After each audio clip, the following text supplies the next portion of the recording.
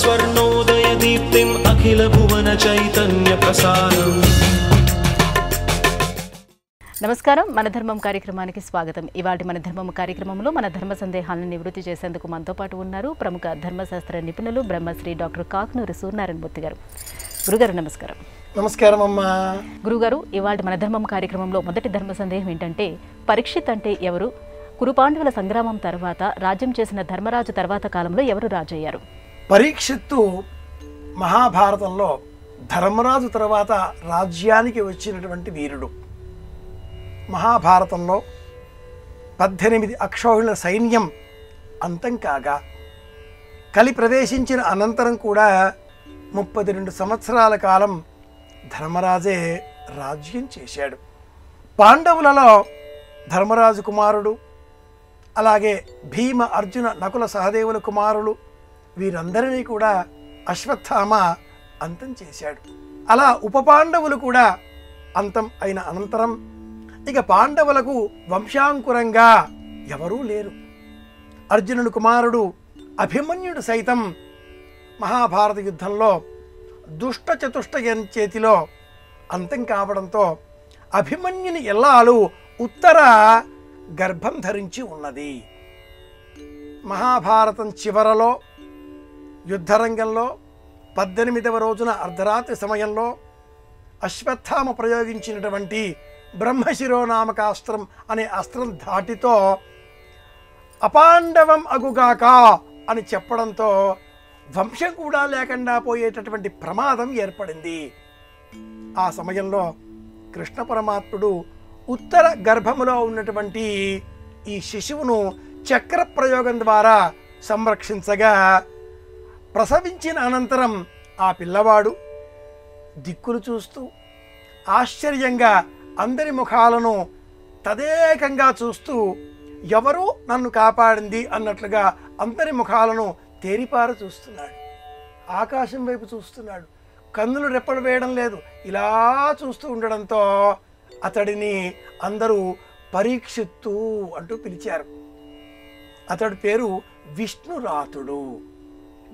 భారతంలో భాగవతంలో రెండింటిలో కూడా కనవచ్చేటటువంటి వృత్తాంతం ఇది. విశేషంగా భాగవతం ప్రథమ స్కంధంలో ఈ వృత్తాంతాన్ని మనం తెలుసుకునవచ్చు. శిశువులు మన గ్రహాలలో పుట్టిన అనంతరం కన్నులు పెద్దవిగా చేసి చూస్తారు. కనురెప్పలు చాలా తక్కువగా వేస్తూ ఉంటారు. కనురెప్పలు వేయడం నిమిషత్వానికి ప్రారంభం, జీవితం అంతం అవుతుంది, కాల నిర్ణయానికి సూచిక. విష్ణురాతుడు అనే పేరు గల ఆ అర్జునుని మనుమడు అయిన పరీక్షిత్తు రాజ్యానికి వచ్చాడు. ఇది భాగవతంలోని తొలి వృత్తాంతం. 32 సంవత్సరాల అనంతరం పరీక్షిత్తుకు రాజ్యాన్ని అప్పగించి పాండవులు అలా అడవులలో సంచారం చేస్తూ స్వర్గారోహణం చేసే నిమిత్తమై ప్రయాణానికి ఉపక్రమించారు. ఇది భారతం కథ. ఇలా చెప్పుకోవాలి. గురుగారు, ఇక మరో సందేహం ఏంటంటే, ఉగాది పర్వదినం నాడు రాశి ఫలాలను చూసి పరిహారాలు పరిష్కారాలు పాటిస్తూ ఉంటారు కదా. అయితే కోట్లాది మంది ప్రజల యొక్క జాతకాలను ఈ 12 రాశులు ఏ రకంగా వివరిస్తాయి? మీరు దాన్ని సమర్థిస్తారా? కొండ అద్దమందు కొంచెమై ఉండదా అంటారు వేమన్న గారు. అనంతమైన కాలాన్ని 360 డిగ్రీల ప్రమాణంతో ఉండేటటువంటి కుండలి ఎలా నిర్ణయిస్తోంది? 700-800 కోట్లకు పైగా ఉండే ప్రపంచ జనాభా, అది మాత్రమే అని కాకుండా దేశాల జాతకాలు, ముండేన్, ఖగోళ విజ్ఞానం, చరాచర సృష్టి ప్రపంచం అంతా కూడా ఈ కుండలి ద్వారా ఎలా నిర్ణయిస్తున్నారు? 12 రాశుల ప్రమాణంలో 150 కోట్ల భారతీయుల జీవితాలను ఎలా మనం అన్వయం చేసుకోవచ్చును? ఇలాంటి సందేహాలు ఈనాటి కాలంలో పలువురికి కలుగుతూ ఉంటాయి. నిజమే.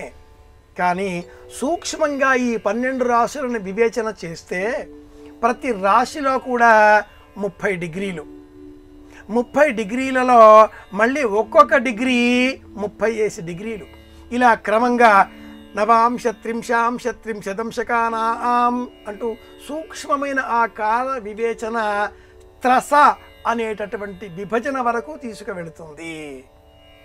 ఈ క్రమంలో 140 10⁻⁴ చొప్పున 1, 4, 2 పక్కన వరుసగా 42 సున్నాలు పెడితే వచ్చేంత ప్రమాణాలలో విభజన చేస్తూ వెళుతుంది ఈ కుండలి. కనుక ఏ ఇరువురి జాతకం కూడా ఒకే రకంగా ఉండదు. కానీ సూక్ష్మంగా మ్యాక్రో లెవెల్ అంటాం, మైక్రో లెవెల్ అంటాం. మైక్రో ఇలా 42 సున్నాలతో వెళితే మ్యాక్రో లెవెల్ 12 రాశులు.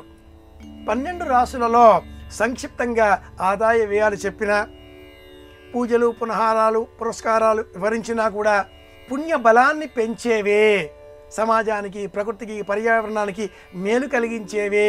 కనుక పుణ్య బలాన్ని పెంచుకోవడం కోసం, దైవ బలాన్ని సాధించుకోవడం కోసం ఈ గ్రహాల సహాయంతో 9, రాసుల సహాయంతో 12ని జతపరచుకొని గుణించి భాగించి 108 అనే సంఖ్యతో నక్షత్రాల పాదాలతో కాస్తగా 9 గ్రహాలు, 12 రాశులు, 27 నక్షత్రాలు, 108 నక్షత్రాల పాదాలు, వేలాది లక్షలాది నక్షత్రాల కదలికలు, అలా మైక్రో నుంచి మ్యాక్రో వరకు వెళ్ళే క్రమంలో తప్పక జాతకాలను విశ్వసించాలి, పరిహారాలను పాటించాలి, ప్రయోజనం సాధించాలి. అయితే ఆ ప్రయోజనం సాధించే నిమిత్తమే పాటించేటటువంటి పరిహారాలన్నీ కూడా ప్రపంచ శాంతికి మేలు కలిగించేవిగా ఉండాలి. ఇది మర్చిపోకూడదు. స్వార్థం కోసం చేస్తే మట్టుకు అధోగతి పాలవుతాం. నిస్వార్థంతో చేస్తే పుణ్యబలం సాధించుకోగలుగుతాం. ఇది సూక్ష్మం. గురువుగారు, రామాయణంలో సర్గ కాండ అని ఈ విధంగా విభజనలు ఎందుకు ఉన్నాయి? అయితే ఉత్తరాఖండ వాల్మీకి రచించాడా?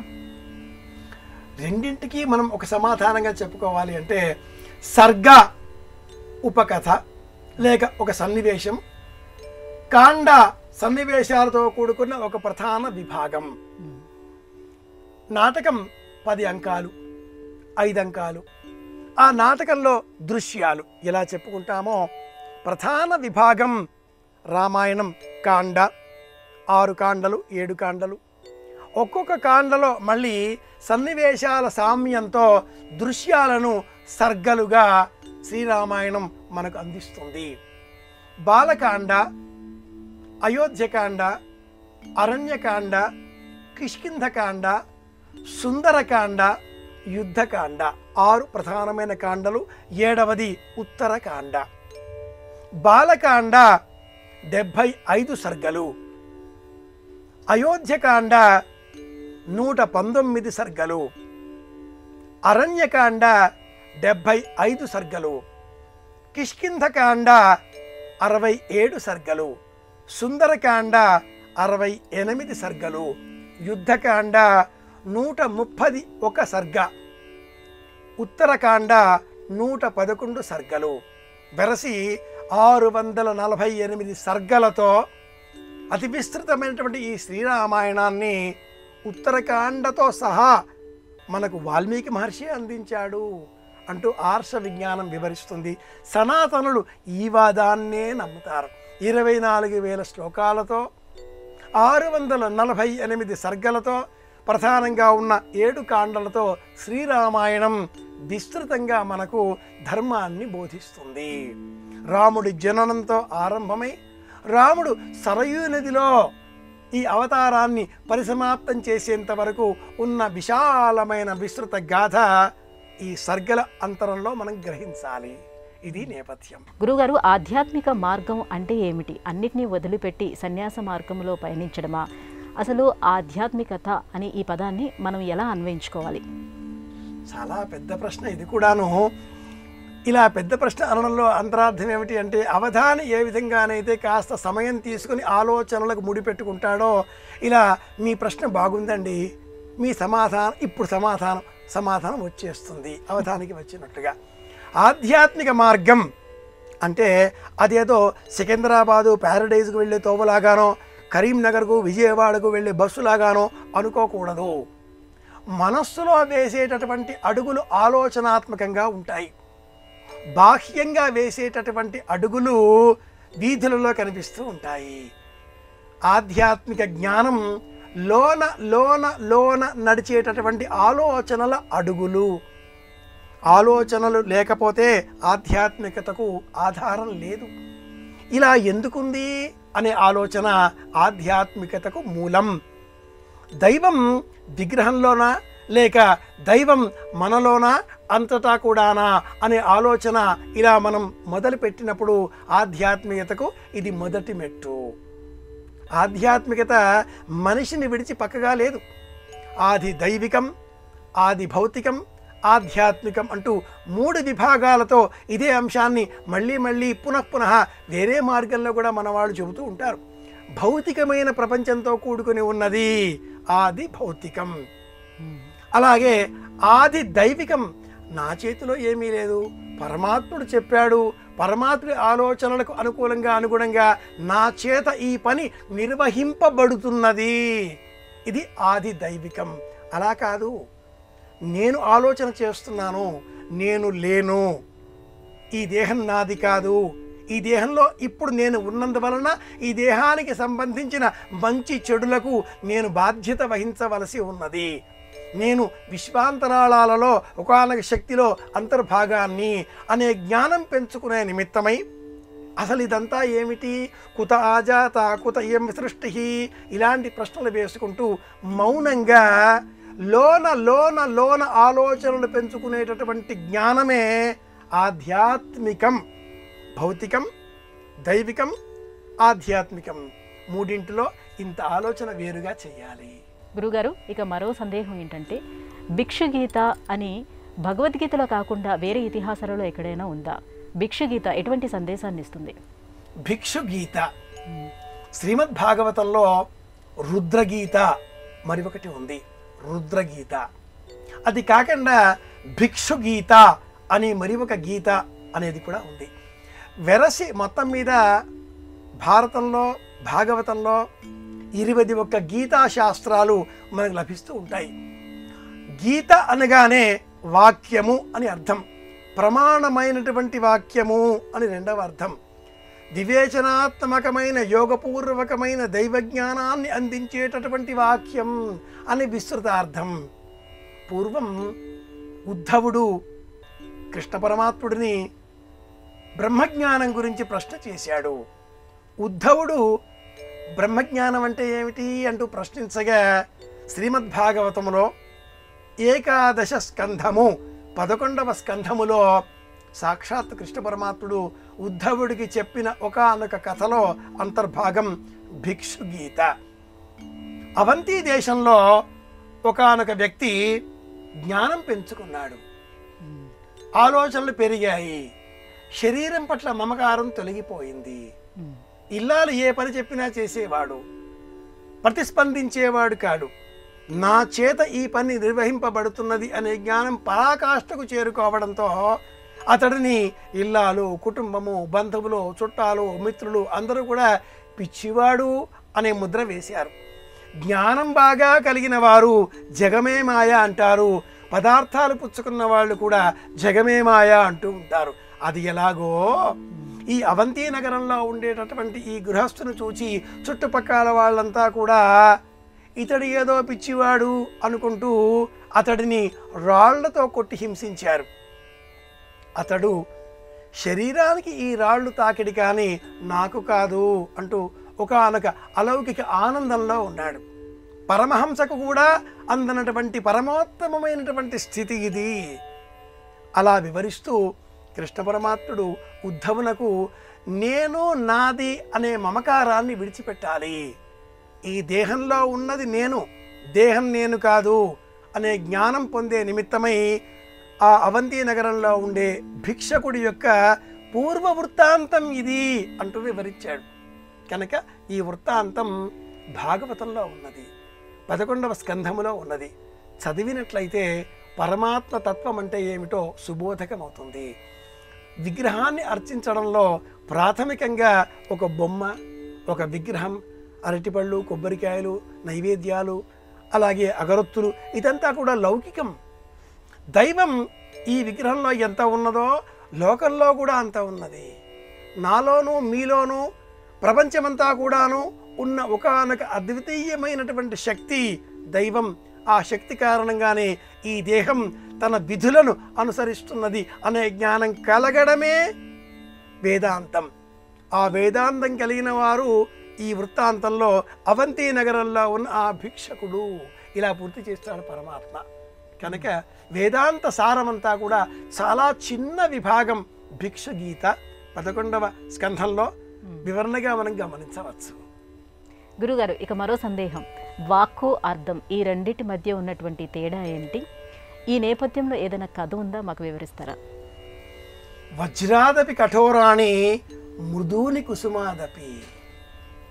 లోకోత్తరములైన విషయాలు చెప్పేటటువంటి సమయంలో మాట ఒక్కొక్కసారి కఠోరంగా ఉండవచ్చు, కానీ నీతి అర్థవంతంగా ఉంటుంది. మనస్సు ప్రధానం, మాట అప్రధానం అనుకొనకూడదు. ఒక్కొక్కసారి మాట కటువుగా ఉండవచ్చు. నిండు మనంబు నవ్య నవనీత సమానము పలుకు దారుణ ఖండల శస్త్రతుల్యము అంటూ మనుచరిత్రలో అలసాని పెద్దన్న గారు ఇలా కూడా వర్ణిస్తారు. మాట అలా తేనెలో ముంచినంత మృదువుగా ఉంటుంది, కానీ మనస్సు మట్టుకు కొందరికి వజ్ర సమానంగా కఠోరంగా ఉండవచ్చు. అలా ఉండకూడదు. మాట స్వభావం మృదుమధురంగా ఉండాలి. లోకానికి మేలు కలిగించే విధంగా మనం మాట్లాడాలి, కానీ అలా కాకుండా లోకాన్ని హింసించే విధంగా, ఎదుటివారి మనస్సు గాయపరిచే విధంగా మనం ప్రవర్తించకూడదు, మనం మాట్లాడకూడదు. ఒక చిన్న ఉదాహరణ చెప్పుకోవాలి అంటే, ఓ అమ్మాయికి వాళ్ళ తల్లిగారు ఓ అబ్బాయి ఫోటో చూపించి, అమ్మాయి ఈ పిల్లవాడు ఎలా ఉన్నాడు అంటూ ప్రశ్నించింది. జ్ఞానం బాగా పెరిగిన ఆ అమ్మాయి ఫోటో చూసి అందిస్తూ, చాలా బాగున్నాడమ్మా, కాకపోతే చీకటిలో రాత్రి వేళ బయట తిరగవద్దు అని చెప్పు, లేదా నల్ల వస్త్రాలు ధరించవద్దని చెప్పు అంటూ సమాధానం ఇచ్చింది. అంటే ఆ పిల్లవాడు నలుపు వర్ణంలో ఉన్నాడేమా అనే అర్థం వచ్చేటట్టుగా చమత్కారంగా ఎదుటివారి మనస్సు నొప్పించకుండా మాట్లాడడంలో ఉండే అంతరార్థం ఇది. భార్యాభర్తల మధ్య సంబంధంగా అంటే ఆ మాట్లాడే మాటలు చెబుతూ ఒక భర్త ఇల్లాలతో ఇలా వాదించాడు. అయితే ఇప్పుడు నీవేం చేసినా కరెక్టే అంటావా అన్నాడు. ఆవిడ కూడా నిజమే కదా అంది. నేనేం చెప్పినా తప్పే అంటావా అన్నాడు. అది ఇంకా మళ్ళీ చెప్పాలా, 100% మీరు ఏది మాట్లాడినా అది తప్పే తప్పే తప్పే అంది ఆ ఇల్లాలు. దాంతో ఆ భర్త తన భార్యను చూసి, ఇప్పుడు చెబుతున్నాను వినో, నువ్వు ఏం చెప్పినా కరెక్టే చెప్తావు, నువ్వు ఏం చేసినా కరెక్టే చెప్తావు, ఇప్పుడు చెప్పు నా మాట తప్ప అని అడిగాడు. ఇప్పుడు ఆ ఇల్లాలు మీరు చెప్పిన మాట తప్పండి అని అనలేదుగా. జ్ఞానం అజ్ఞానం మృదూని కుసుపాదపి లోకోత్తరాణం చేతాంసి కోహి విజ్ఞాతమర్హసి అని ఈ శ్లోకంలో ఉండే అంతరార్థం ఇంత గొప్పది. మాట మృదువుగా ఉండాలి, ప్రవర్తన అంతకన్నా మృదువుగా ఉండాలి. నవనీతంగా ప్రవర్తన మార్చుకుంటే ఆ నవనీత చోరుడు కృష్ణ పరమాత్ముడు తప్పక మనలను అనుగ్రహిస్తాడు. ఇది అంతరార్థం. గురుగారు, ఇక మరో సందేహం ఏంటంటే, కుటుంబి అంటే ఎవరు? ప్రపంచ దేశాలకు మన దేశ వారసత్వ సంపదగా కుటుంబం అనే భావన ఉంది కదా, నేటి ఈ కాలంలో అది కుంటుపడడానికి కారణం ఏంటి? మనమే రామాయణం చదవకపోవడం, భారతం తెలుసుకోకపోవడం, అలాగే భాగవతం అసలు ముట్టకపోవడం. కొద్దో గొప్ప సినిమాల కారణంగానో సీరియళ్ల కారణంగానో రామాయణం భారతం అంతో ఇంతో విన్నాం, కానీ భాగవతం అన్న ప్రస్తావన మనం చేయడమే లేదు. ప్రపంచవ్యాప్తంగా ఉన్న 198 దేశాలలో ఎక్కడికి పోయినా కూడా భారతదేశం కుటుంబానికి ప్రతీక. ఇక్కడ శివుడు, పార్వతి, గణపతి, కుమారస్వామి ఓ కుటుంబం, విశ్వ కుటుంబం. భూమి శివుడు, భూమిపైన పెరిగేటటువంటి చెట్లు చేమలు ప్రకృతి పార్వతి, ఈ భూమిలో ఉండేటటువంటి కేంద్ర ఆకర్షణ శక్తి, గురుత్వ ఆకర్షణ శక్తి, సెంట్రల్ గ్రావిటేషన్ పవర్ గణపతి. సూర్యుని చుట్టూ ఈ భూమి ఒక వృత్తాకారంగా సంచారం చేసేటటువంటి క్రమంలో బాహ్యంగా కనిపించేటటువంటి అయస్కాంత వలయం కుమారస్వామి. ఇది ఎలాగో సీత, రాముడు, లక్ష్మణుడు, భరతుడు, శత్రుఘ్నుడు, ఆంజనేయుడు, రామ్ దర్బార్ ఒక పరివారం ప్రతీక, విష్ణువు, లక్ష్మి ఒక ప్రతీక. ఇలా ప్రపంచానికి కుటుంబం అన్న జీవిత విధానాన్ని ఒక ఆదర్శంగా ప్రతీకాత్మకంగా సనాతన భారతీయం అందించింది. శ్రీరామాయణంలో దశరథుడు తన 8 మంది మంత్రులలో చివరి వాడైన సుమంత్రుడిని పిలిచి, నా రాజ్యంలో అందరూ కుటుంబీకులే ఉన్నారు. కుటుంబి అంటే ఎవరు అని వ్యాఖ్యానం చేస్తూ గోవిందరాజీయం ఇలా తెలియజేస్తుంది.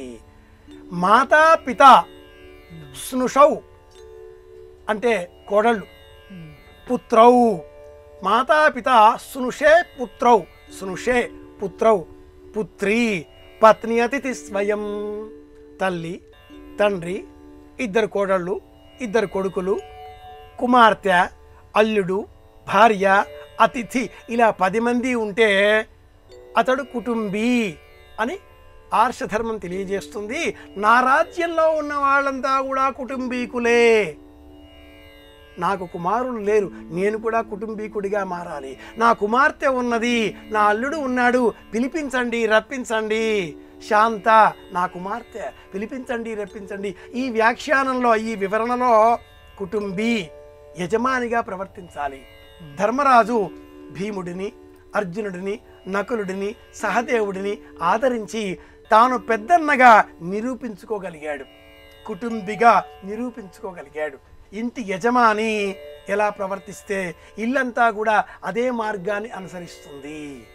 యజమాని ధర్మాన్ని అనుసరించాలి, ధర్మాచరణ చేయాలి, ధర్మమే జీవనంగా బ్రతకాలి అనేటటువంటి సంప్రదాయానికి ప్రతీకాత్మకంగా సనాతన భారతీయం ఇంతటి విలువలతో కూడుకున్న సందేశాన్ని మనకు అందించింది.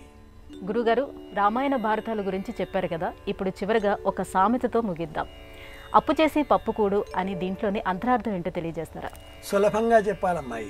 అసమర్థుని జీవయాత్ర అనే ఒక నవల ఉంది, గోపీచంద్ గారు అందించారు. తనకు మారిన ధర్మం మొదలు చెడ్డ బేరం అని మరో సామెత కూడా ఉంది. రుణం కృతవా ఘృతం పిబేత్ అని సంస్కృతంలో ఒక సామెత. అప్పు చేసైనా సరే నెయ్యి స్వీకరిద్దాం, ఇలా ప్రవర్తించకూడదు. తీసుకున్న అప్పు తీర్చాలి, లేకపోతే అది మనకు జన్మ జన్మల రుణంగా మారి హింసిస్తుంది. ఈ జ్ఞానం కలిగి ఉండాలి. అప్పు చేయకూడదు, అప్పు చేయడం తప్పు అన్న జ్ఞానం బోధించడం కోసమే అప్పు చేసి పప్పుకూడు అన్న పేరిట ఒక సినిమాగా కూడా వచ్చింది. ఎంతైనా రాసుకోండి, ఇవ్వండి, వడ్డీ మనం ఇచ్చినప్పుడు కదా, అతగాడు పుచ్చుకున్నప్పుడు కదా అంటాడు ఆ సినిమాలో ఒక ప్రతిపక్ష పాత్రధారి.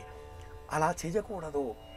అప్పు చేయడం తప్పు అన్న జ్ఞానంతో మనం బ్రతకాలి. కానీ ఏడుకొండలవాడు వెంకటరమణుడు కూడా తన వివాహం కోసం 14 లక్షల రామముద్రికలు అప్పుగా స్వీకరించి ఉన్నాడు. కానీ ఆ అప్పుని సకాలంలో లక్షణాత్మకంగా వడ్డీతో సహా లెక్కల ప్రకారంగా ఇచ్చేస్తున్నాడుగా. సామెతలుంటాయి, జీవితావసరాలకు అనుకూలంగా సామెతలన్నీ మార్చుకోవాలి. ఇది సమాధానం. గురుగారు, ఇవాళ మన ధర్మము కార్యక్రమంలో మాకు వచ్చినటువంటి ఈ సందేహాలన్నీ కూడా నివృత్తి చేసినందుకు ధన్యవాదాలు. కృష్ణార్పణం. ఇది ఇవాళ మన ధర్మం కార్యక్రమం. రేపటి మన ధర్మం కార్యక్రమంలో మళ్ళీ కలుసుకుందాం. నమస్కారం.